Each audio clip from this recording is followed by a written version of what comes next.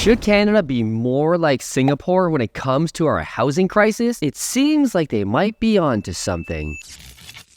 So whatever works there might not work here, but we can definitely learn something from Singapore, where literally 80% of Singapore's residents live in some sort of public housing. Now, this is obviously a giant class of renters, something we don't see in the West, where we prioritize home ownership, owning our grass, having our lawn. We don't really see that in Singapore because of how dense they are and just a different culture. How does one afford rent? What is this? But they've been where we are now decades ago. With the housing crisis, not being able to own your own home, they're totally cool. They understand that a renter's way is the way of life, which is what's happening in Canada especially. With less and less people being able to afford groceries, rent, a mortgage payment, yeah right, going into this public housing way or just the renter's way is definitely coming to Canada whether we like it or not.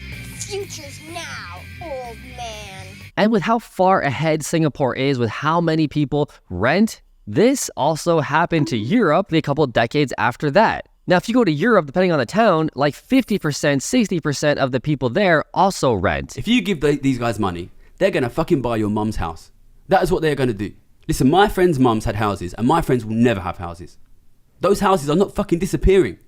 Those houses are owned by rich people's kids now. Especially in the major cities where you got the stacked townhouse, you got mama yelling down to you, the pizza's ready. The majority of these people are renters, especially in the major cities. Now, the largest fund in Singapore, the Singapore Investment Trust, is who's responsible for building all of this public housing. The taxpayers fund the system. Now, with all the fucking taxes we pay in Canada, you would think we'd be able to do something similar to that, but all of our money goes, I don't know where it goes. We still got broken potholes, shitty roads everywhere. The healthcare system is an absolute joke. Singapore's healthcare system is one of the best in the world, by the way. Food is expensive, gas is expensive because the carbon tax.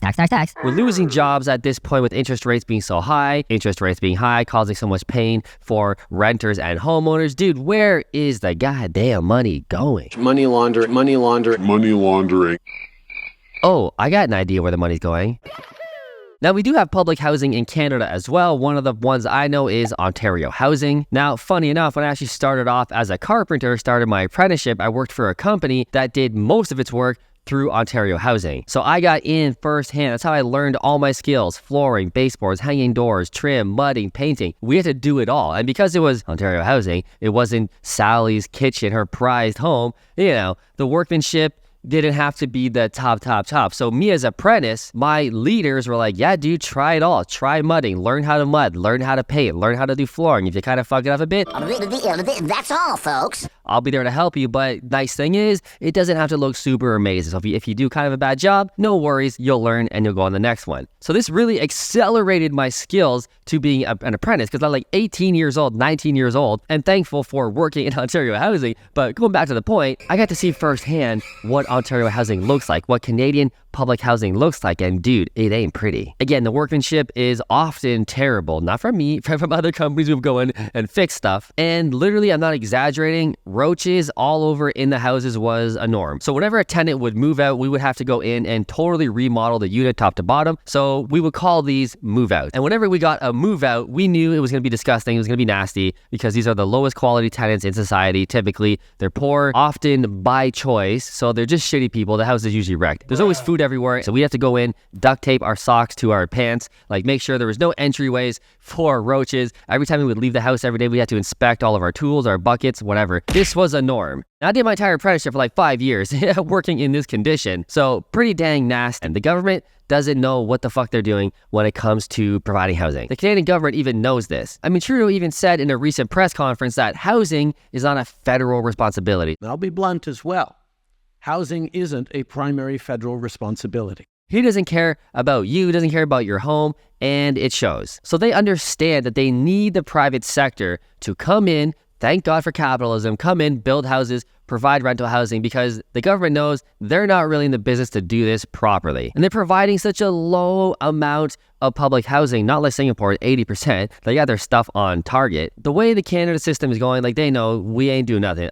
I don't know how much public housing they provide, but if I had to guess, probably less than 5% for sure. Wouldn't be surprised if it's less than 1% of housing across Canada is public funded housing. So what this means is if you want to fix the housing market, the housing crisis that we're so desperately in, the public sector needs to come up and pick up the slack. Build more houses, provide more rental properties for the public, and we're not seeing that because there's no incentivization.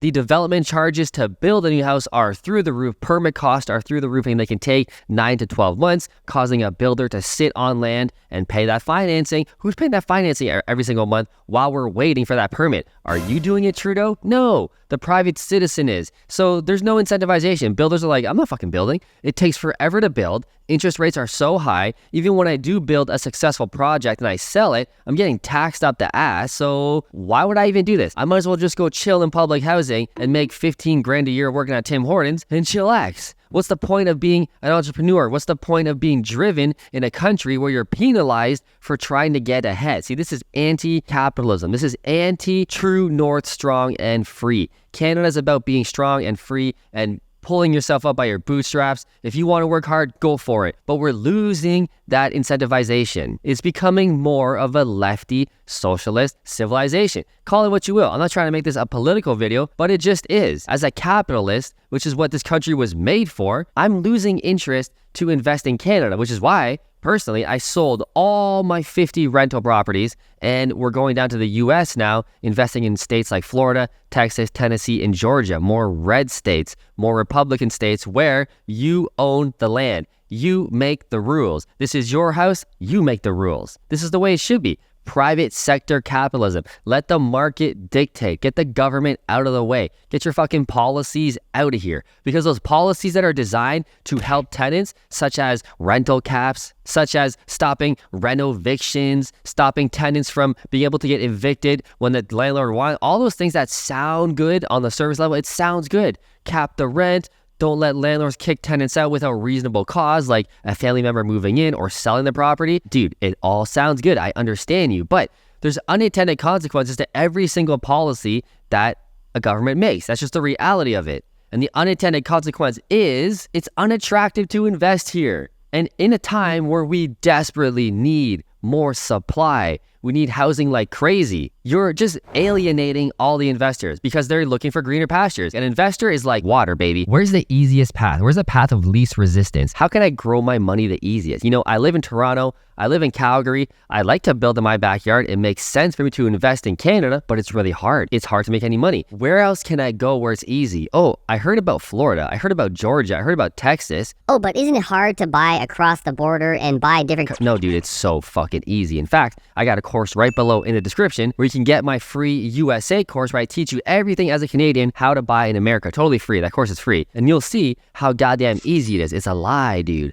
It's a lie from the Canadian government trying to keep you in. We're going to tax you twice. We're going to do this. It's going to be hard to transfer money. All lies. All lies once you know how to build the system. And more investors are catching on because it's getting so hard. People are like, fuck, nothing cash flows. Prices are too high. I can't afford anything, but I want to invest in real estate. I understand that most millionaires are made so through real estate. Where else can I go? Oh, the States right below us. How does that work? More and more people are figuring it out. Anyway, if you want our countries to be more like Europe, more like Singapore, where there's more rent and more affordable rent, and even as far as public housing funded by the government, let me know in the comments below. Is this a good idea? Or should we maybe just keep it the way it is, but incentivize a private sector to come up, fix it, pick up the slack, and fix this damn country? I'll see you in the next video.